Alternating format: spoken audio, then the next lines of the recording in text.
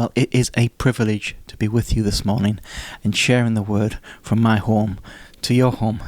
Today's message is called What is in Your Hand? Let's pray just before we start. Lord, I just pray, Lord, your blessing on your word. That, Lord, we receive what it is you want to say to us. Lord, I pray what we receive goes with us beyond just here and now. But, Lord, helps us as we go forward with your gospel. That, Lord, what we receive helps us during lockdown, but, Lord, also will help us afterwards too. Amen. I'd like to start this morning with a reading from the book of Exodus. But before we get into the actual reading, I'd like to do a little bit of background to this passage that we're going to get to, because this passage is about Moses. Now, Moses is a Hebrew. He is one of those who is in a nation that is currently at this time enslaved in Egypt. He was sent away as a baby to save his life. And he was found by Pharaoh's daughter in the river. And Pharaoh's daughter raised Moses as her own, yet he's nursed by his real mother. So Moses is in a very privileged position because he grows up in a royal palace. He grows up in a place of influence and power, but also he knows his heritage and the plight of his people. So growing up in such a place, you've got to imagine for Moses as he gets to 40 years old, that he has this sense of destiny upon his life. And Moses felt that. He felt this call to help his oppressed people. And he was well positioned and well placed to be exactly the deliverer that his people needed him to be. But Moses messed up. He jumped the gun. He did it in his own steam. And he acted impulsively. Moses kills an Egyptian and finds himself fleeing in fear of his life. He suddenly finds himself in a very different position. All the influence, gone. All the power, gone. He seriously messed up. So instead, Moses now finds that he has to make a life for himself in Midian. A life as a shepherd. And he builds a life for himself. He has a wife, he has children, he has a job. You know, he's getting by. But those dreams of being the deliverer of his people, gone. He's gone from having everything at his disposal to having nothing left to work with. It is over. He is now just a shepherd. And for him, that's how it will end. Life as a shepherd. And then something extraordinary happens. Moses has an encounter with God. He sees a bush that's alight, but yet somehow doesn't burn. And God speaks to him through the bush. God gives Moses a mission. Go back to Egypt and deliver the people. See, God's people cried out. And God answered by coming to Moses and commissioning him with a job. The trouble is, Moses at this point, Moses has given in. Moses is having none of it. Moses was once in a position where he could have done this, but now Moses feels like he has nothing to offer. So I'm going to read from Exodus 4, verses 1 to 5. Then Moses answered, "But behold, they will not believe me, or listen to my voice, for they will say, 'The Lord did not appear to you.'" The Lord said to him, "What is that in your hand?" He said, "A staff." And he said, "Throw it on the ground." So he threw it on the ground, and it became a serpent.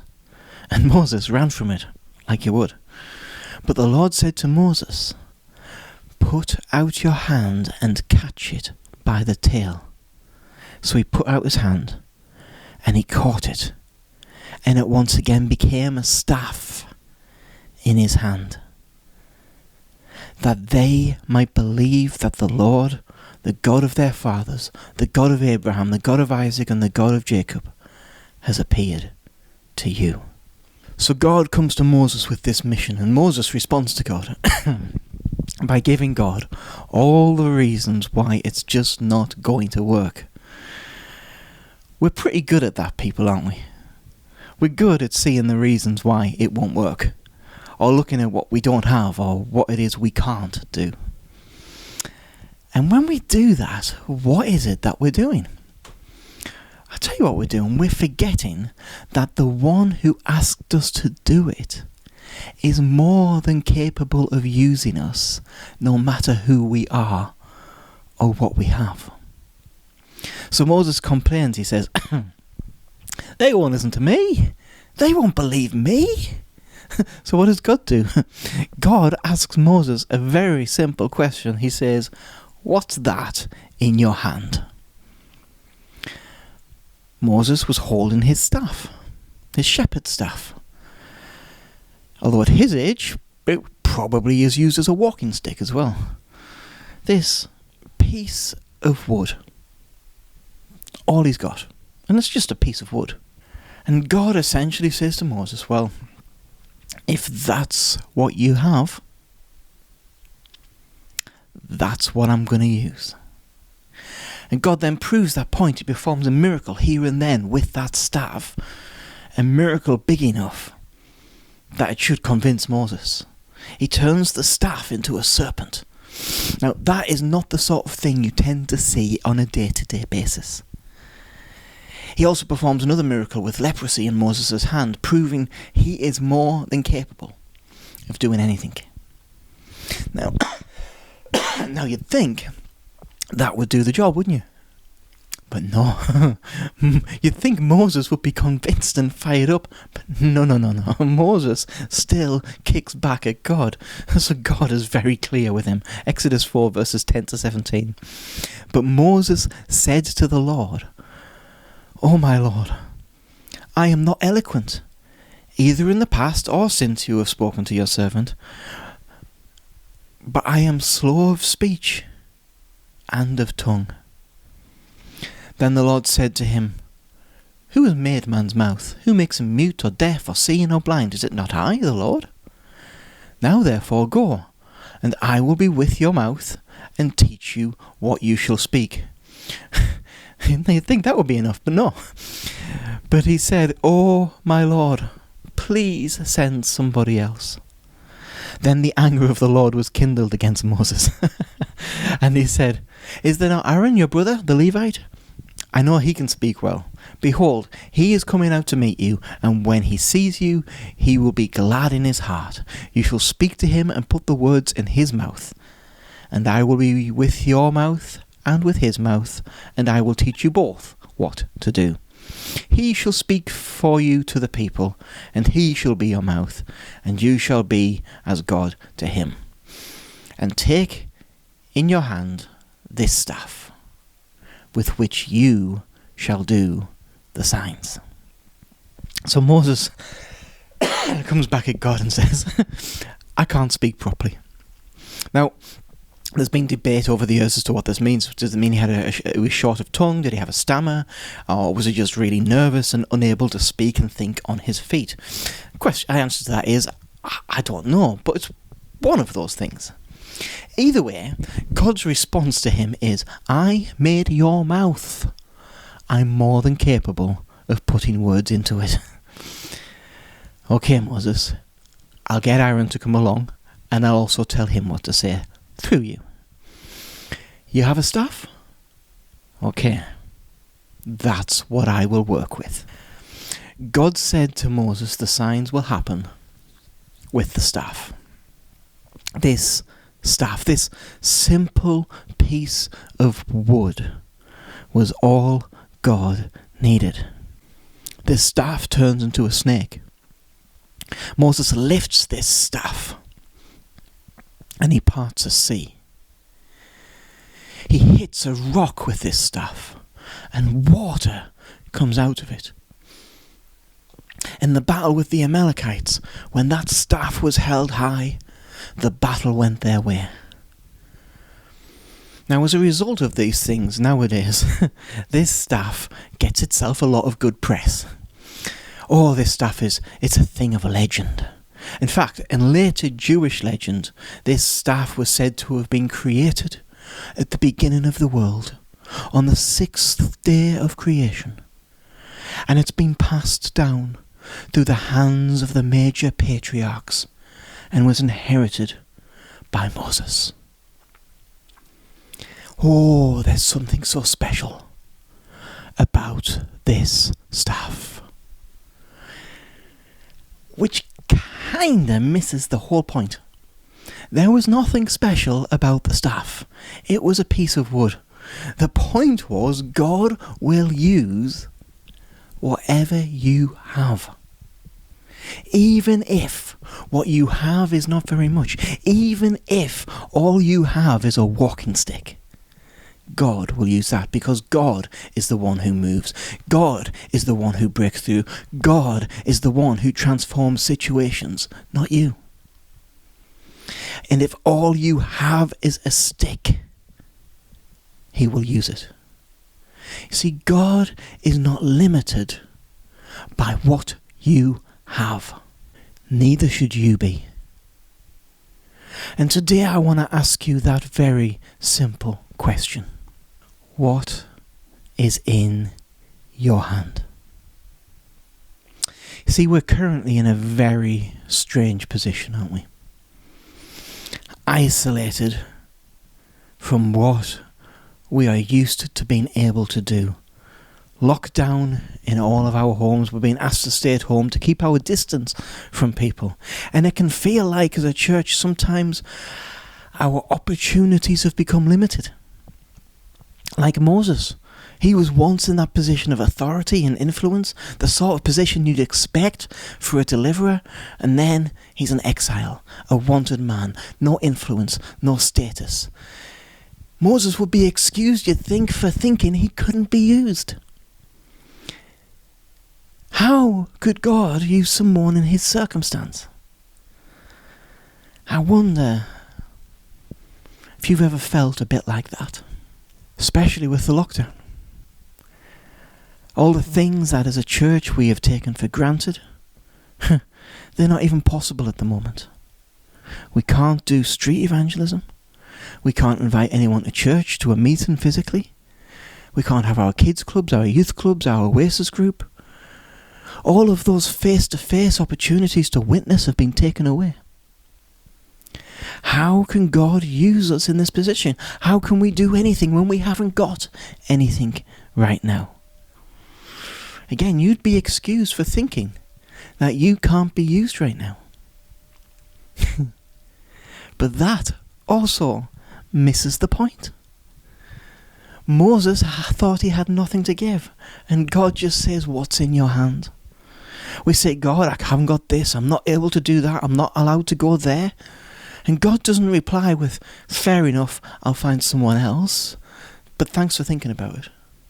He says, what is in your hand? Samson had the jawbone of an ass, and God used it to slay 1,000 men. All Ruth was able to do was to glean wheat from a field, which means she would pick up the leftover wheat after the paid workers have been in the field. But God was able to use that to position her, to save her family, and to put her in the line of the Messiah. David had a sling and some stones. The widow woman had just 2 mites, 2 tiny coins. Jesus said she'd given more than anybody. The unnamed boy had 5 loaves and 2 fish. You know, he would have been perfectly justified in thinking, I won't offer this because Jesus can't use this. No way. Because it's not about what you do or don't have. It's not about what you can and can't do. It's about what God can do. Anybody can do something with a lot. But it's going to take faith and trust in God to accomplish things with little. The mistake we often make is we make decisions about obeying God and God's call based on what we think we have, rather than letting God show us what we do really have. Paul the Apostle finds himself in prison. You know, he'd moved from a place where he was able to go from city to city to city, setting up churches, teaching people, helping people, spreading the gospel, mentoring people, to no longer being able to go anywhere. Paul could no longer get into a synagogue and proclaim Jesus. He could no longer stand in a marketplace and preach the gospel. He was confined. He was limited. He had to stay in the house. Does that sound familiar? He had nothing but the people surrounding him and a pen. Well, a quill and a parchment. But you get the idea. That was all that was in his hand. And the result? The books of Ephesians, Philippians, Colossians, and Philemon. Now, I want to get into comparing books of the Bible, but Ephesians and Philippians? That's some of the best ones. Paul could have gone into prison and thought, you know what? I have ran a good race up to now. I've done a lot. Now I'm in prison, I'm confined. I guess that's it. I'm through. I'm past it. By the time I get out of here, what am I going to be able to do if I get out of here? Good thing there's other people out there. Good thing there's plenty of other good people who can take it on. No. Paul continued to encourage churches, writing to them, saying he'd love to be there in person. But for now, this will have to do. He wrote letters of encouragement, letters of guidance, and helped shape the church from his place of confinement. Imagine what Paul would have been like if Paul had Wi-Fi. No, Paul didn't let what he could or couldn't do stop him in his calling. He's still reaching out to whoever he can, in whatever way he can. Listen to what he says in the letter to the Philippians. Philippians 4:22, he says, "All the saints greet you, especially those of Caesar's household." Paul is connecting with people in the household of Nero Caesar. Be it his guards or somebody else, Paul is still managing some kind of face-to-face outreach and discipleship. They must have been reached by somebody, and Paul can only say they send their greetings if he's in some kind of communication with them. Paul had all the reasons in the world to say to God, well, I can't do this, and I can't do this, and I haven't got the ability to go there. But instead he looked at what was in his hands and let God use that. Who can I still tell about Jesus? Who can I write to? What is in your hand? You see, at times like this, it's very easy for us to focus on what we can't do and what we don't have. I know. But even outside of this, we can do the same thing. I'm not spiritual enough. I'm not clever enough. I'm not strong enough. But we forget in 1 Corinthians 1:27, we're told, but God chose what is foolish in the world to shame the wise. God chose what is weak in the world to shame the strong. See, we're in lockdown. We might not be able to speak to people up close, face to face. We can't run the youth in the way we normally would, or the children's work as a group. We can't have Oasis. We can't have face-to-face church meetings. We can't even meet somebody for a coffee and have a chat. Okay, that's what you don't have. But since when has God ever been hindered by what you don't have? Offer to God what He's placed in your hand. Now, what is in your hand could mean a number of things. Could mean what's in your care, what's in your control.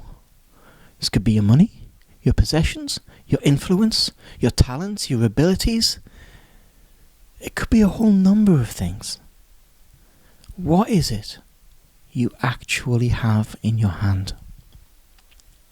A few weeks ago, Karen placed her testimony online.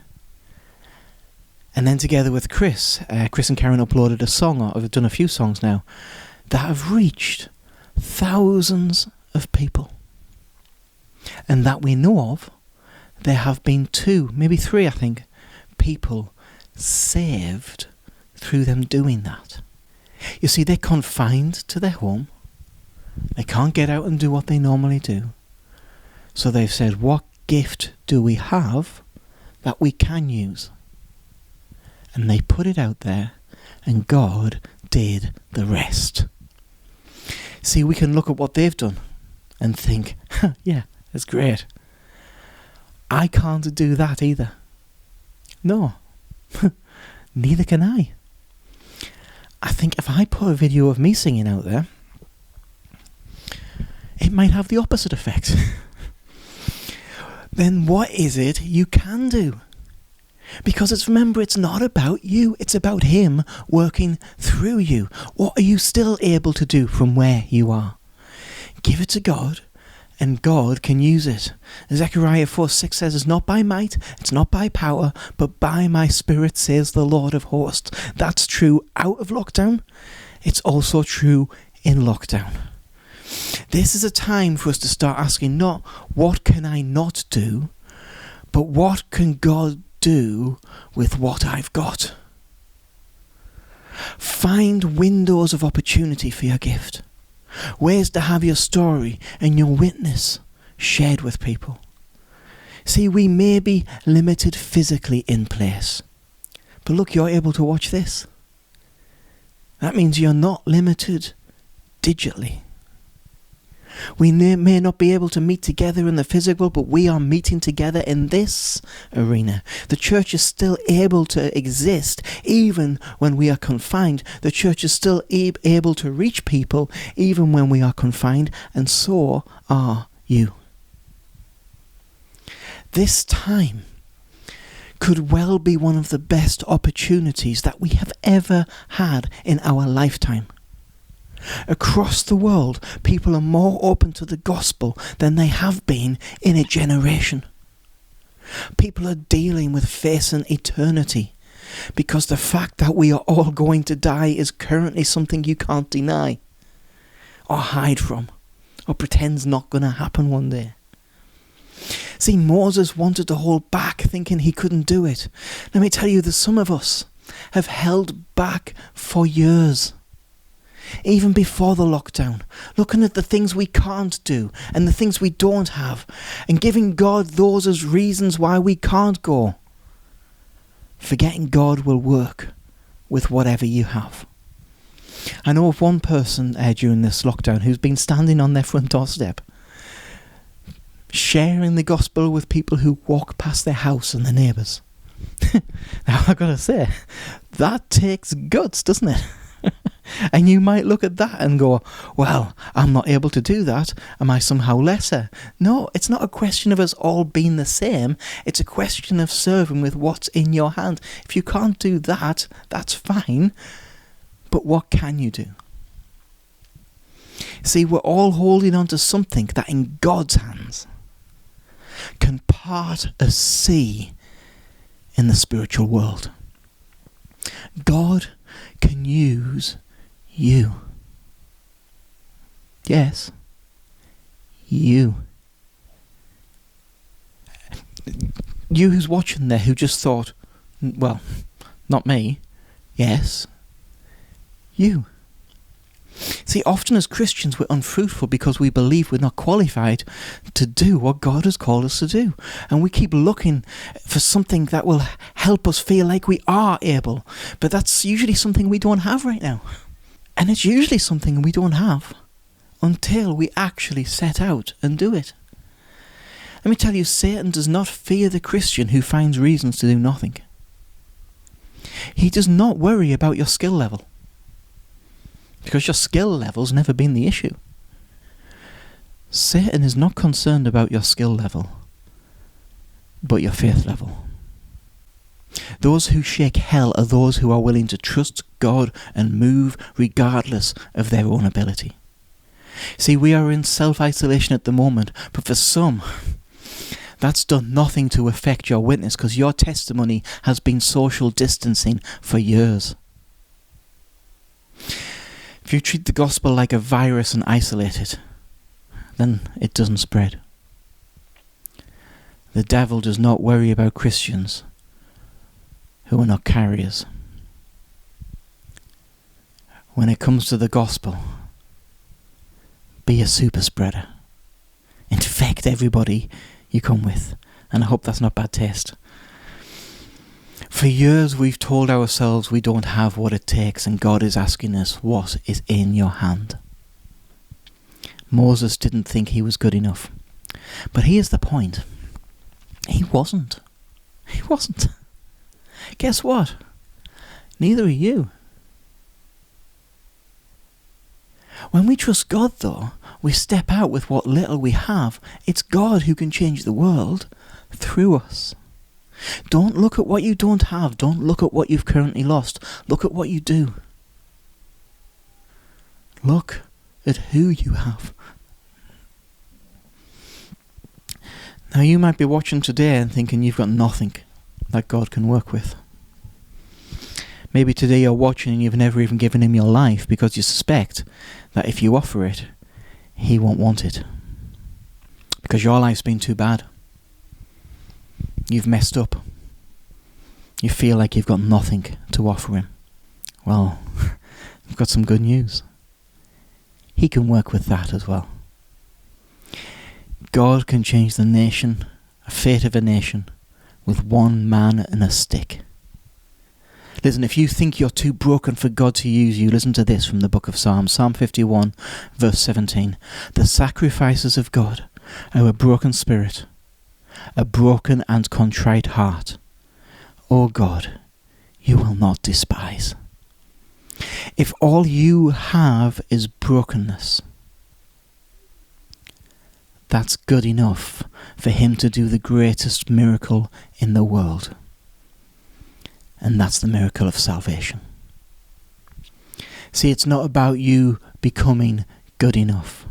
There's only one who was ever good enough, and that was Jesus. Jesus took your sin and took your mistakes on himself because he's the only one who could. Jesus died because none of us are good enough. None are righteous, the Bible says. But because of the sacrifice Jesus made, we can become part of his righteousness. Jesus can use nothing just as much as he can use something. See, only the unworthy can come to Jesus because, well, first of all, we're all unworthy. But second of all, it's realizing you're unworthy that brings you to him in the first place. Because that's when we see our need for him. You might think today that you are nothing. That's not how he sees you. God looked at that staff. He didn't just see a piece of wood. He saw a sea part. Even if you think you're absolutely nothing, God has always been in the business of making something out of nothing. What is in your hand? Give it to him. Whatever your gifting, whatever your ability, because in his hands a stick can perform miracles. This week, first of all, I'll speak to you as the church. Take a step of faith. Take what little you have, or what little you can do, and send it out there, and see what God can do with it. Secondly, to those of you who don't know him, and who've not given him your life, You might think you have nothing to offer. That's okay. It's not about what you offer. It's about what He's already offered. He's offered you a fresh start. He's offered you forgiveness. And He's offered you a brand new life. God is in the business of making something out of nothing. There's no situation too desperate. There's no situation too hard that God can't turn around. So let me just close with that question. What is in your hand? God bless you.